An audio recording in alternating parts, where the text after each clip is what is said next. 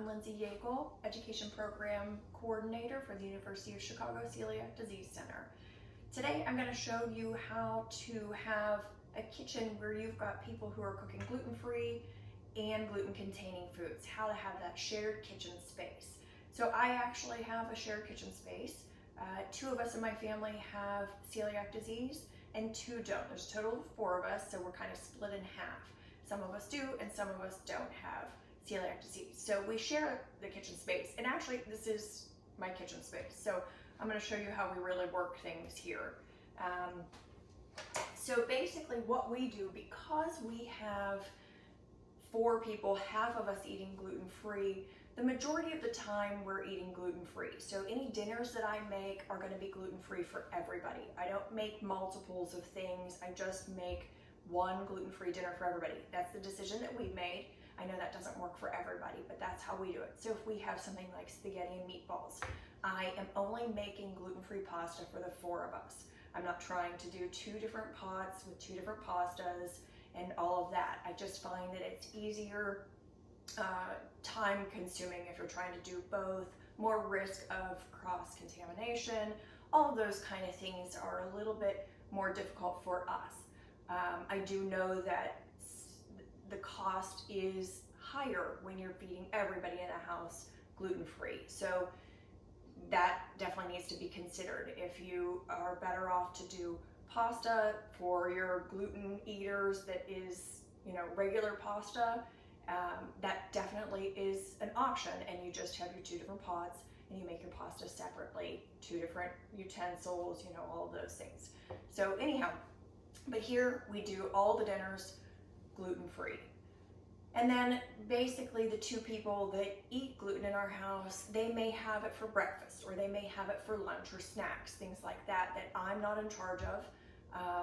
And I can say that because my kids are actually basically adults at this point. So they're making their own food for breakfast and lunch. So I'm not in charge of those things. But when they were younger and I was in charge, we did gluten-free for my celiac daughter, and we did gluten-containing for my other daughter. So I've done it all. Currently, we have 2 nearly grown adult children, so they're doing their own thing. But what we do here in my kitchen is we actually, because so much of what we're doing is gluten-free, we actually do a designated space for the gluten eaters, which is a little bit different than what a lot of people do. So the rest of my kitchen is gluten-free. This space is gluten-containing. So we give them this space. This is where they're allowed to work with their gluten, make their sandwiches or whatever, and that's it. That's it. So every other space in here is safe for people who are gluten-free. So what we do is we have a specific toaster that's for my gluten eaters, and this one is just a cheap basic one. And we also have another toaster that's for the gluten-free people. We label it. So this is the gluten-free one. It has a little sticker that says GF on it, wrapped right around the cord. That's how we know, because otherwise they're the exact same toaster. So that's how we know that this one is safe for those of us that eat gluten-free. And it gets kept in a different place. Actually, it gets kept under our island. The other one does not have that sticker on it, so that's how they know that's the gluten one. Then this cutting board, that's the gluten cutting board. It's red. Caution, don't use it. Red cutting board, that's for my gluten people. We also have a specific washcloth and a sponge, also for our gluten people. The regular ones are kept here. This is the regular gluten-free sponge because it's the one we're using most of the time. This is our gluten-free washcloth. Again, we're using these things most of the time, so they get to live at the sink. These things that are for the gluten people that are only used some of the time, they actually live under the sink. I pulled them out for you to see today.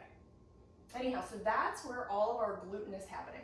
In this drawer, underneath the gluten, are the gluten colander and strainer. And that's where the cutting board goes as well, when it's not being used. So that's our gluten area. That's where everything takes place that involves gluten. And like I said, the rest of the kitchen is all gluten-free. So they are the only ones that are using this space. We're pretty free to use the rest of it.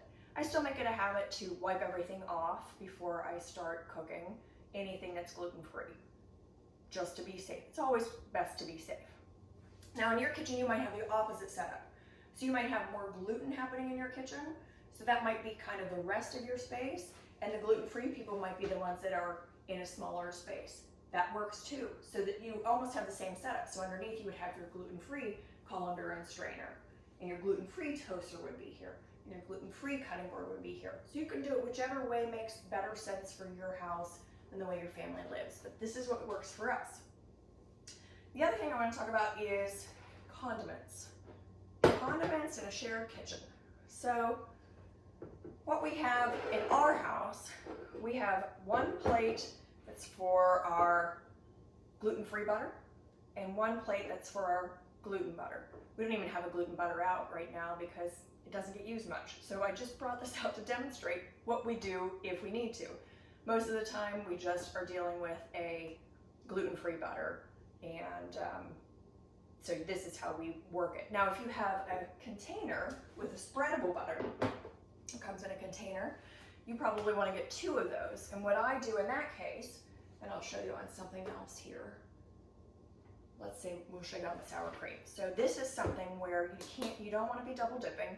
If you're sharing a kitchen and you've got gluten-free and gluten users, you want to actually label the container. This one will label gluten-free. I actually like painter's tape. I find it works well. So that's what I do. Put a piece of painter's tape on. And then I just write with a Sharpie, gluten-free. So that's what you do if you have more than one butter. Same thing, you would have a regular butter and a gluten-free butter, piece of tape, Sharpie, just put it right on the lid and you know which is which. So that's how we handle that kind of thing in this house. But we do use sticks of butter, so we just use 2 different sticks. Different plates, that's how we distinguish that. So one plate is a smaller one and that's for the gluten, and then the bigger plate is for the gluten-free in our house. You can do it however works best in your house.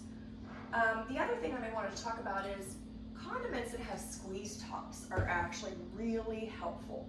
So if you have a mustard, for example, and you have a squeeze top, this one has a squeeze top, and I'll just show you. I squeeze it and it comes out. I don't need to touch it with any knives, spoons, forks, bread, nothing touches it. So that's really helpful when you live in a gluten-free and regular house. Same with the ketchup. You know, it's got the squeeze top, you hold it over, oh, it's almost empty, there we go. Squeeze it out, didn't need to touch anything. So you don't have to use a knife and then worry about dipping in and out. And that's the big concern with something like mayonnaise. So you have a mayonnaise, and when you open it and you have your bread in front of you, and you get your knife, and you've got gluten-containing bread. So we've dipped into here and we're spreading it on our bread. The knife is touching the bread. Then I go, oh, I didn't get enough.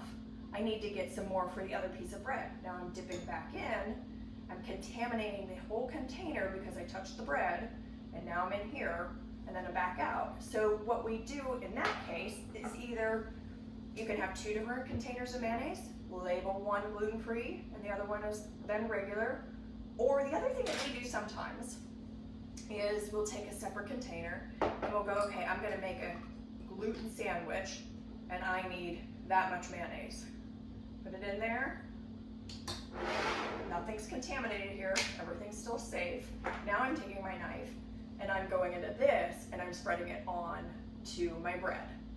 So nothing's going in and out of this container. I took a portion out that I need for my sandwich I'm making. That's still safe.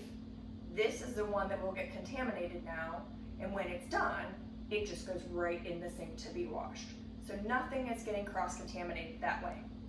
So that's an option when you have like a big container, and maybe you don't want to have 2 big containers of mayonnaise open. You can do that sort of a thing as well.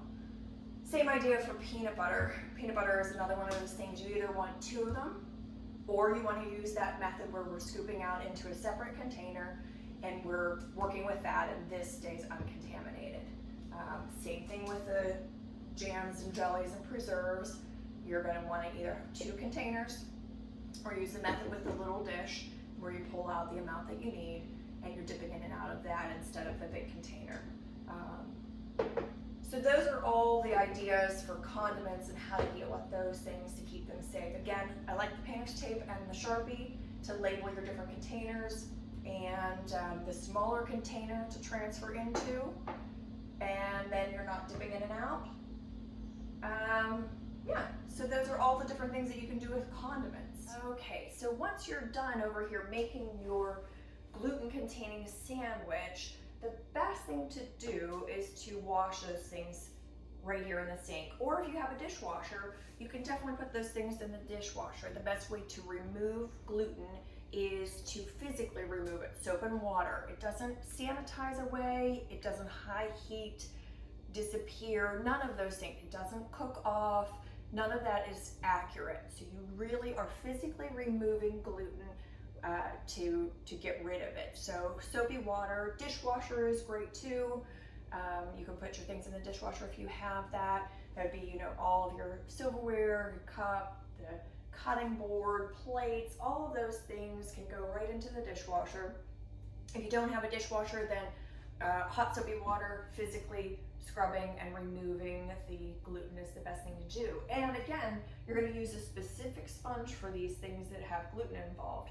You want to make sure that you're not using the same sponge as you use for all the other dishes. So you want to use this sponge. And then once you're done with that, and this area is all clear of whatever you were using to make your lunch, your snack, your whatever, then you actually want to use your washcloth in your clean, hot, soapy water and wipe everything down. Yes, it's the gluten space, but we still want to clean it and make sure it's safe. So every time it's used, the rule in our house is wipe it all down, make sure it's clean.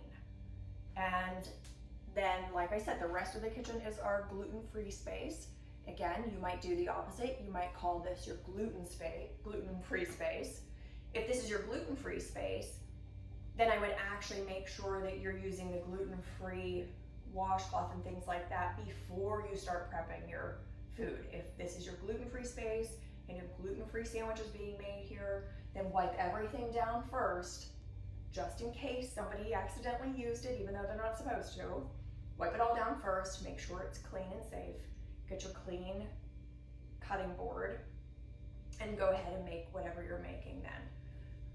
So that's how I go about using my kitchen as both gluten-free and gluten-containing, and we work together, and that's how it flows in our house. Okay, so that's it. Everything's all cleaned up, put away, wiped down, and we're back to just the regular looking kitchen. The toaster, the gluten toaster, does live there all the time. We don't really prefer that people are moving it around and crumbs are falling everywhere, so we just leave it there, and I just clean that spot regularly with, of course, the gluten cloth and sponge and those kind of things. So anyhow, that's it. That's how we do things. This is all cleaned up and ready for whatever meal or snack comes next for the gluten-free or the gluten-eating people. Thanks so much.